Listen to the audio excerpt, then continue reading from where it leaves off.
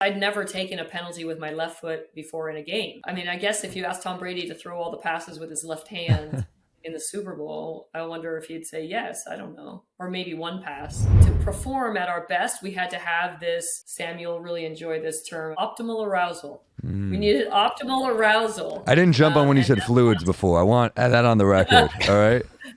I'm not that immature. Yeah, so you need optimal arousal, right? You need to be up enough, but not too high and not, tamp down too much that you don't really care. So we were just finding that perfect spot to just be ready to do what we needed to do. Yeah.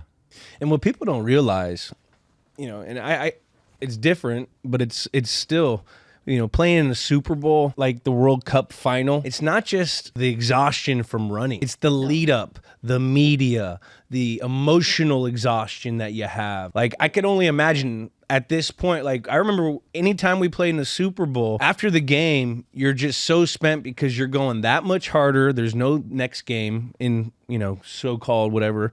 There's no next game. You've been dealing with a bunch of outside noise for like the last whatever many days, weeks, leading into this.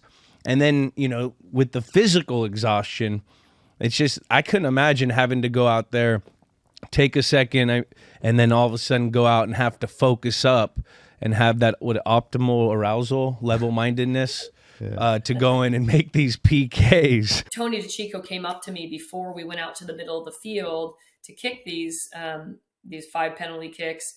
And he said, "Hey, you're going to take a kick." And I said, "Yep, I already talked to the assistant coach, Lauren Gregg." And he goes, "Okay, good. You're going to take it with your left foot." And then he just like took off like the road runner, like dust behind him. When he said that, were you like, what the fuck are you doing to me? To your question initially, it was just, there was so much exhaustion that there was not enough room to be thinking about why was this happening. It was just trained.